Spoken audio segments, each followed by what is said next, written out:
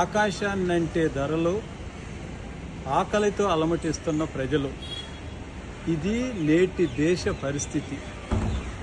మన దేశంలో అనేక మంది విశ్లేషణ కానీ లేదా వాస్తవాలు పరిశీలించినప్పుడు నలుగురున్న కుటుంబానికి 2,500 నుంచి 3,000 రూపాయలు నెలకు అదనంగా ఆహార నిత్యావసర వస్తువుల ధరలు పెరిగాయి.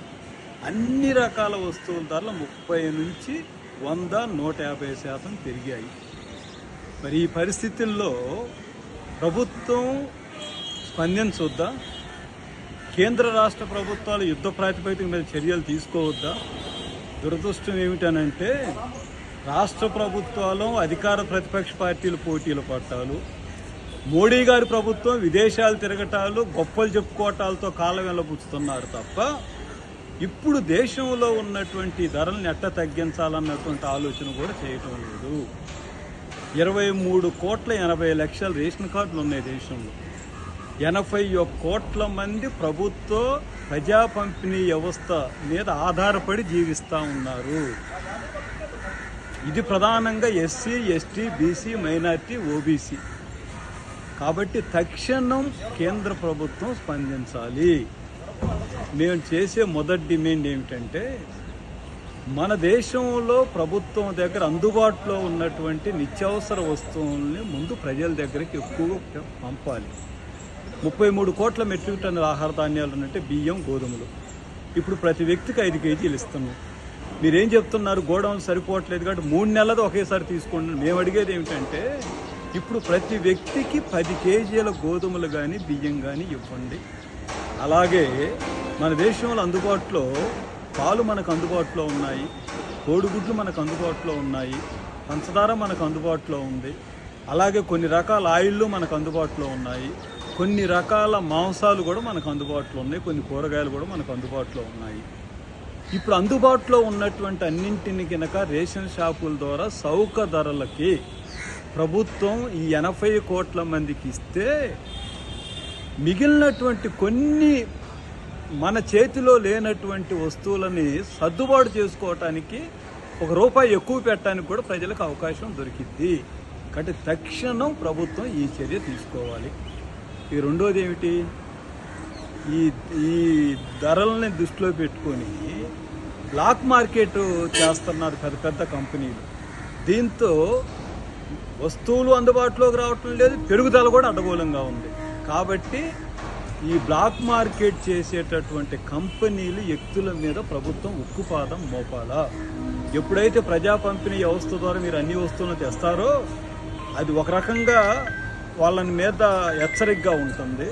రెండో వైపున జరగాల్సింది ఏమిటంటే వాళ్ళ గోడౌన్ల మీద దాడులు చేసి ప్రభుత్వం అన్ని బయటికి తీసుకొని రావాలి. ఇక మూడవది ఏమిటి? ఇలాంటి పరిస్థితి వచ్చినప్పుడు ప్రభుత్వం దగ్గర ఉన్నటువంటి నిధులని విపత్తులు వచ్చినప్పుడు కేంద్ర రాష్ట్ర ప్రభుత్వాల దగ్గర ప్రత్యేక బడ్జెట్ ఉంటుంది. ఆ నిధుల్ని వెంటనే విడుదల చేయండి కేంద్ర రాష్ట్ర ప్రభుత్వాలు. దీంతో పాటు ఇప్పుడు ఉపాధి హామీ అత్యంత ముఖ్యమైనటువంటిది. ఎందుకంటే వర్షాభావ పరిస్థితి వచ్చింది. ఎట్లుందంటే కుండు మీద కారం సాలినట్టు ఉంది. అసలే పనులు దొరకట్లేదు. ఈ ధరలో ఇది ఎట్లా బతికేది? ప్రజలు చెప్తుంది ఏమిటనంటే కూలిగిపోతే వచ్చి చేతికొచ్చిన డబ్బులు నోటికాడికి పోకుండానే ధరల వల్ల కరిగిపోతా ఉన్నాయి. కాబట్టి ఈ స్థితిలో ఉపాధి హామీ పాత చట్టాన్ని పునరుద్ధరించండి, రోజు కూలి 700కు పెంచండి, 200 పనిదినాలు పట్టణాలకు కూడా విస్తరించి గ్రామాలు పట్టణాలు అమలు చేస్తే అప్పుడు కొంత మేరకైనా ఈ ధరల్ని మనం తట్టుకోవటానికి అవకాశం ఉంటుంది. కాబట్టి ఇలాంటి పరిస్థితి వచ్చినప్పుడు యుద్ధం మొదలైనప్పుడు మీరు ప్రైవేటు విమాన సంస్థలో 10,000 కోట్ల రూపాయలు అందుబాటులో ఉంచారు కదా, కార్పొరేట్లకు చాలా రాయితీలు ఇచ్చారు కదా. మరి ఇప్పుడు ప్రజల బతికించుకోవటం ముఖ్యం, ఆహార కొరతను తీర్చుకోవటం ముఖ్యం, ప్రజలు బతకటం ముఖ్యం. ఫ్యూచర్ ట్రేడ్ పేరుతో ఎక్కడెక్కడో అమెరికాలో లేకపోతే యూరోప్లో ఇతర దేశాల్లో ఉన్నటువంటి వాళ్ళు ఇక్కడ వ్యాపారం చేసి నిల్వలు పెడుతున్నారు. అప్పుడే చెప్పాం ఫ్యూచర్ ట్రేడ్ ఎంత ప్రమాదమో ఇప్పుడు అనుభవంలో కూడా వచ్చింది మనకి. అంటే ఎట్లంటే మన ఇంటి ముందే నిత్యావసర వస్తువులు ఉన్నాయి, మన పట్టణాల్లో మన గ్రామాల్లో నిత్యావసర వస్తువులు ఉన్నాయి, కానీ ధరలను అడ్డగోలుగా పెంచడం వల్ల ప్రజలకు అందుబాటులో లేనటువంటి స్థితి ఇవాళ మనం ఎదుర్కొంటా ఉన్నాం. అందువల్ల కేంద్ర రాష్ట్ర ప్రభుత్వాలు తక్షణమే స్పందించాలా, ధరలను తగ్గించాలా, మీ వంతు పాత్ర పోషించాలా, 1,000 కోట్ల రూపాయలు విడుదల చేయాలా, బ్లాక్ మార్కెట్ మీద దాడి చేయాలా.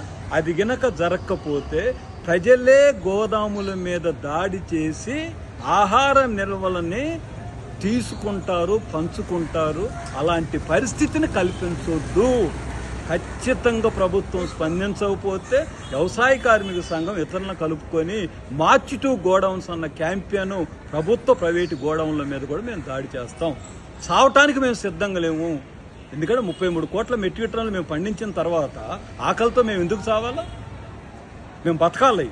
ఇది మా పంట, ఇది మా రక్త తర్పణతో వచ్చినటువంటి ఉత్పత్తి. ఇది కూడా ప్రభుత్వానికి మేము తెలియజేస్తున్నాం. కాబట్టి మీరు ఈ చర్యలు తీసుకోవాలని ప్రజల తరపున కోరుతున్నాం.